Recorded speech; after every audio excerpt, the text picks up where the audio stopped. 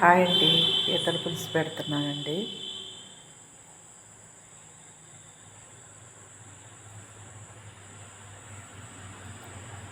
ఉల్లిపాయ పేస్ట్ వేసుకోవాలి. ఒక 2 ఉల్లిపాయలు తీసుకున్నానండి. ధనియాలు, జీలకర్ర, వెల్లుల్లి, అల్లం వెల్లుల్లి వేసి మిక్సీ పట్టానండి. ఇది వేసుకుని ద్వారగా వేయించుకోవాలి. ఒక 5-6 పచ్చిమిరపకాయలు వేసుకోవాలి. పసుపు వేసుకుని బాగా వేగనివ్వాలి.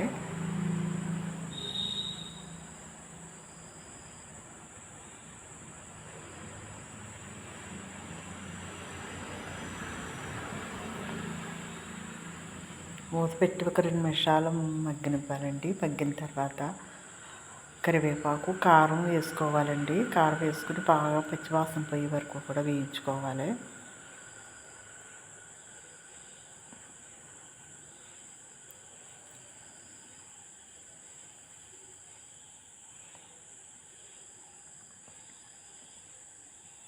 పీతలు బాగు చేసి శుభ్రం చేసి పెట్టానండి.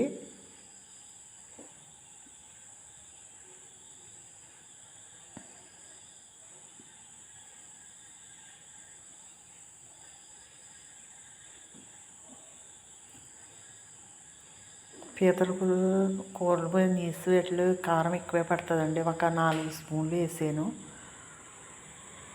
మీరు మీ కారం తగ్గట్టు వేసుకోవాలండి. మీకు కారం మీరు తింటాను బట్టి ఎక్కువ తినేవాళ్ళ వద్ద ఎక్కువ వేసుకోవటం అండి.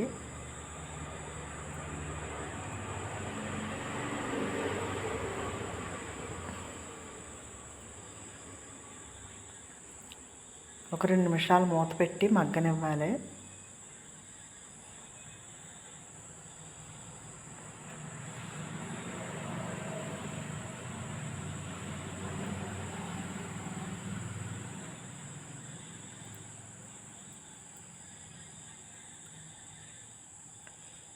మగ్గిన తర్వాత అండి చింతపండు ఒక ఎక్కువే పడుతుందండి. పీతల పులుసులో కొంచెం పులుపు ఎక్కువ పడుతుందండి.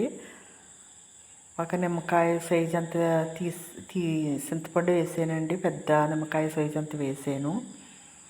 వేసి మూత పెట్టి మరగనివ్వాలండి. మరిగిన తర్వాత నేను టమాటా వేయలేదండి, వంకాయలు వేసాను. 2 చిన్న వంకాయలు అలా పొడవుగా కోసి వేసానండి. కరివేపాకు వేసి 2 నిమిషాలు బాగా మరగనివ్వాలండి. తగినంత సాల్ట్ వేసేయాలి.